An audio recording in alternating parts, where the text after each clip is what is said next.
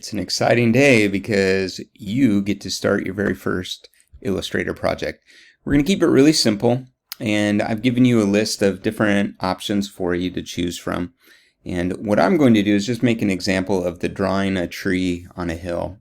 And I'll walk you through my thought process with that, and then also just remind you of the criteria, which is to use a variety of shapes, put some stroke variations, and also have some fill variations within this drawing.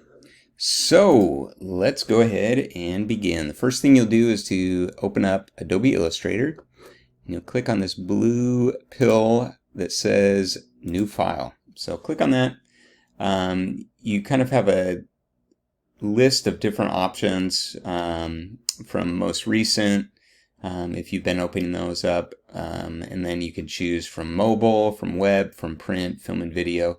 I'm just going to go ahead and choose web, and I'll do common.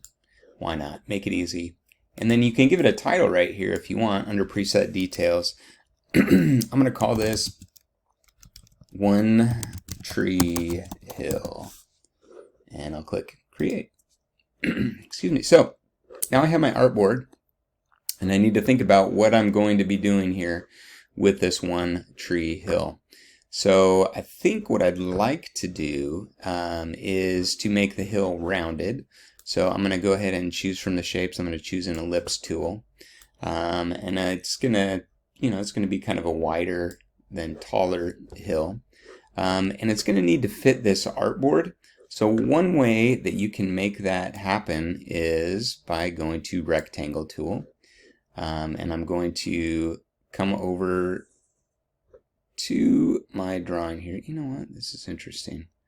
And it should line up. First of all, let me deselect this oval. I think that's what's happening really quickly. You can press escape. Okay, so I get my rectangle tool, and then I can use the smart guides to show up. And I'm just going to align this just with the very edge. I'm going to click on the anchor, drag across to the other anchor.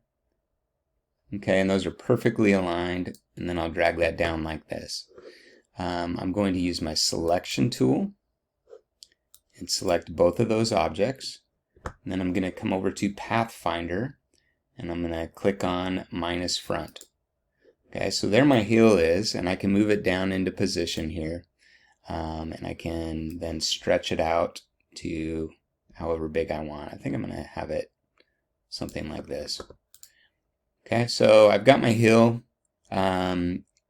If I wanted to, I could start adding color at this point, and I think I might just do that. So I'm going to select the hill, and I'll come up to fill, and you can choose again from swatches or from the color mixer.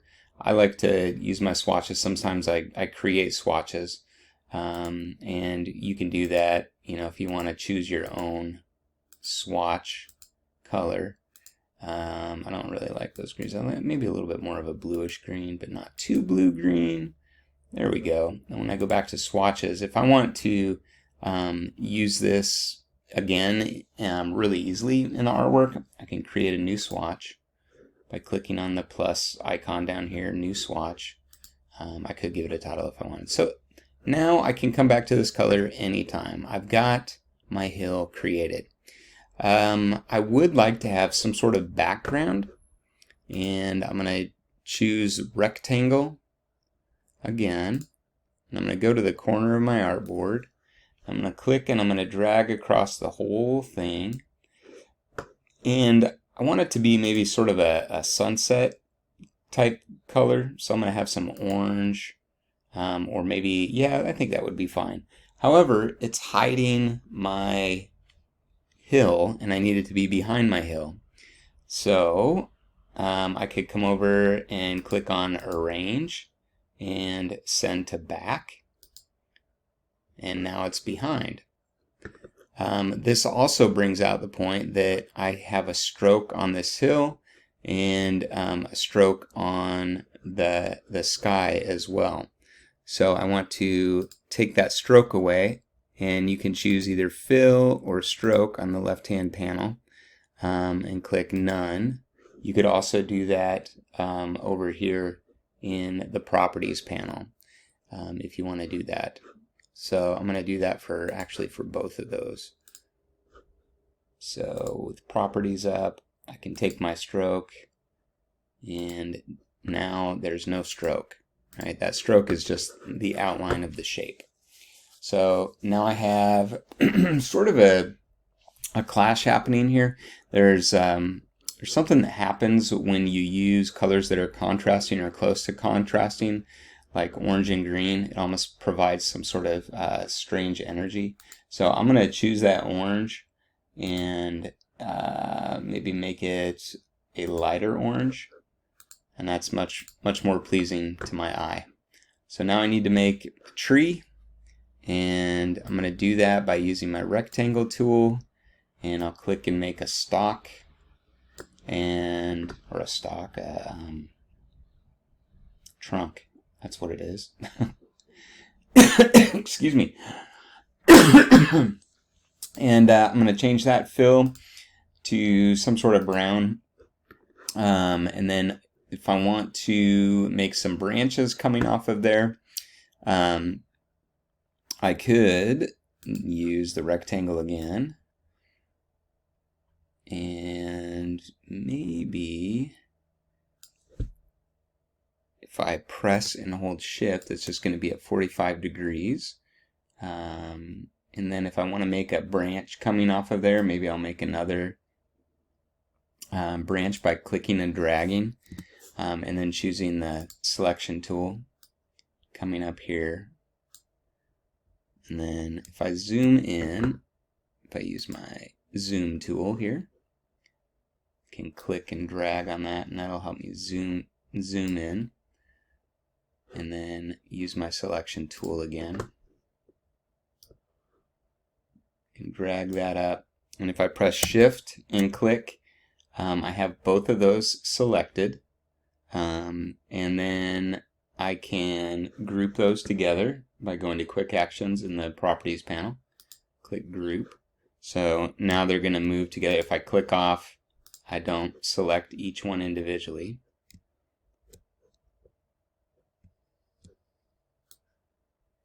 Alright, so I've got one tree branch, and I could recreate the whole thing, or I could simply copy and paste it. And all I would need to do is to right click or two finger click, and choose copy, and then go ahead and paste it, that two finger click, and you could just paste it in front, or just paste. Okay, and now I could rotate it if I wanted to, and if I press shift, it does it in those 45 degree increments. And so I'm just going to drag that to there. So now we have two different kinds of trees, tree limbs and branches coming off of here. So now what I need to do is to make the tree shape itself. So if I use the ellipse tool again, if I press shift, I can make a perfect circle while I drag that. And I might want to just bring that, I think that might be a little bit big. I'm going to make it a little bit smaller. And then I also want to change that color because the brown is, nice, I guess. But I do want to change it, so I'm going to make it kind of a dark green. And then I can go to Arrange and Send Backward. Arrange, Send Backward, and there we go. So now I have one tree bunch on there. I could copy and paste that again, or if I just press and hold Option, you'll see that two arrows appear. And this is when you have the selection tool selected. So if I press and hold Option, and then if I click drag, and then release the mouse, and then release Option, now I have two of that shape duplicated. And then I could just do it one more time, just like that. And then if I don't like that, all the way in front. Well, I think that'll actually work just fine. I might make it just a little bit smaller just because. Okay, there that goes.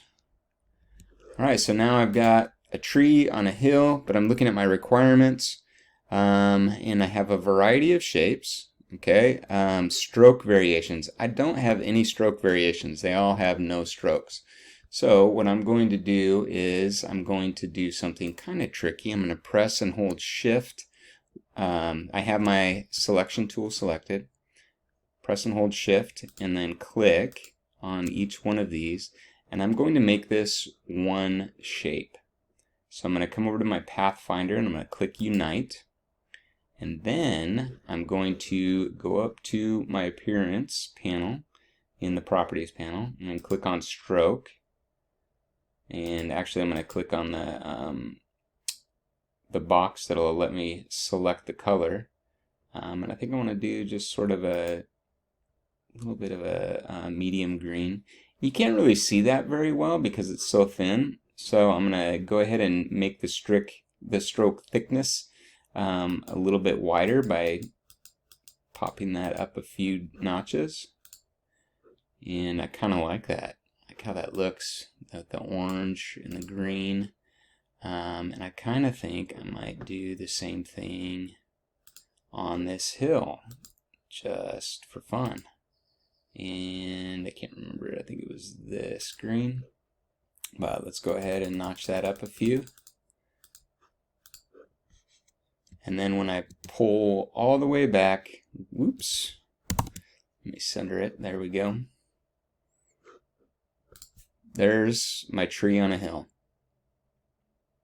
And from there I would save this to my computer and turn it in as an AI file, because you need to show the teacher that you did this in Adobe Illustrator and it has its layers and everything preserved.